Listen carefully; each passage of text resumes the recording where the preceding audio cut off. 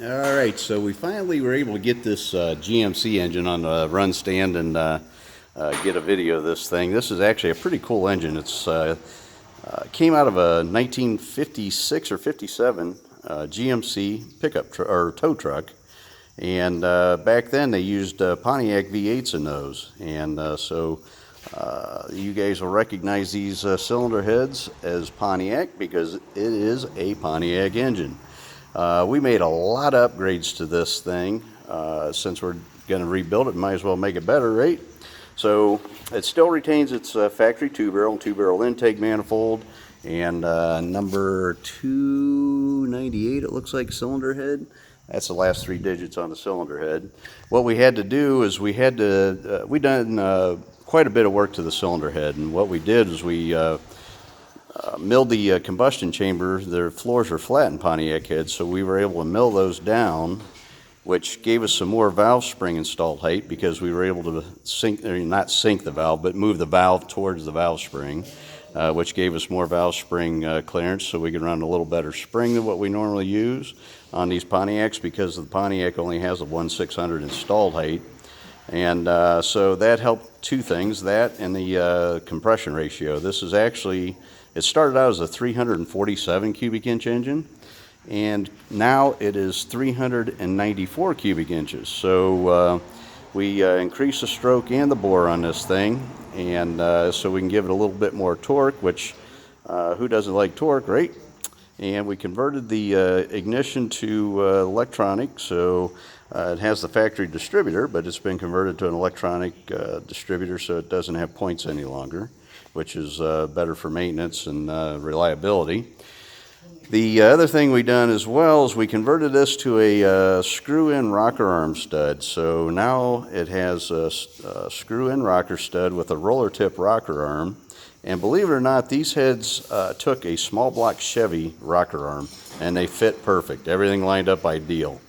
So now what we're doing is we're oiling the rocker through the push rod instead of through the block like these were from the factory.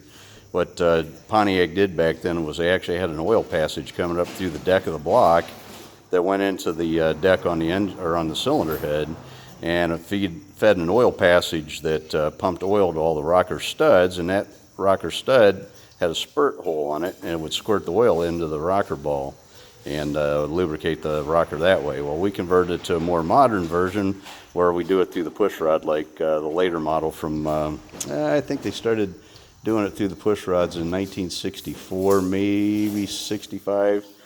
Some of you guys are a little sharper on that than me, I don't know, but I would say that that was about the time that Pontiac changed that over. So the other thing we did too is we didn't, we can't put a stock cam in this thing, so we put a little bit bigger than factory cam in it, but give it a little bit of that GTO idle. Even though it's a tow truck, it'll sound cool going to parades. It's got 204, 214 with a 112 lobe separation and 420 lift now. So it make a little bit more power. It's not going to be a powerhouse. I mean, this thing's only got a little under 9-to-1 compression and a little bitty two-barrel carburetor on it. It's going to make a lot of torque, I'll bet, but it horsepower-wise, it's probably only going to make maybe, I don't know, maybe 300, something like that. Maybe not even that. Might even be only 275 and make like 400 foot-pounds of torque. So anyhow, we're going to fire this thing up. We got it all dialed in finally. This has got a reverse flow coolant system on this thing too. If you look at the water pump, it's got tubes coming out of it, and they go right directly to the front of the cylinder head. So the water flow comes into the cylinder head first, goes across the cylinder head, and then exits down through the block, and then exits back out through the timing cover in the front of the block, which is a pretty cool idea for back in 1956 and 57. It might have been clear back to 1955 they'd done that, I'm not sure. So we're going to fire this thing up here real quick, let you guys hear the idle on it. And this thing's not a super fast rever. It's not supposed to be. It's supposed to be a torque monster for a tow truck. So, but we put a Flowmaster muffler on here, and it does sound pretty cool. So we'll fire it up and let you guys hear. Oh, another thing too is check out this oil filter on this thing. This is a canister style filter. So this canister comes off of here, and then the filter's inside of that, and you change just the filter. You don't change the whole thing like we do on late model engines, which that's pretty cool. You don't see that every day. All right, Luke, start her up.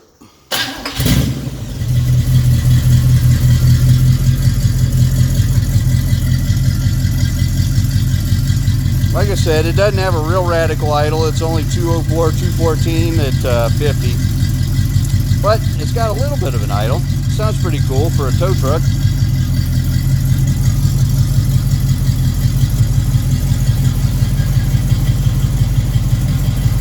Hydraulic flat tappet, so it's quiet. Engine runs nice and cool. We got a 160 stat in this thing.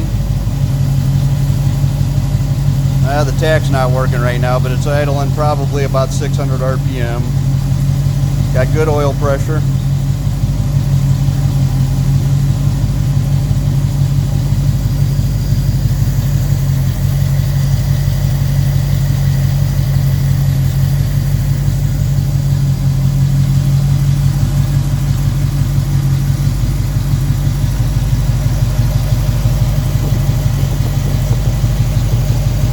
This thing has a down tube in it too. We don't have it in right now, but it does not have a PCV valve. It's actually just got a tube.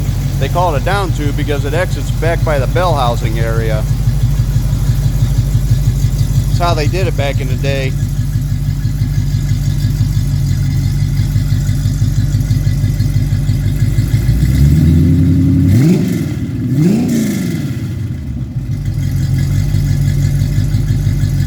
Got a little bit of smoke out of that right bank. I don't know what that is. Probably a ring still seating.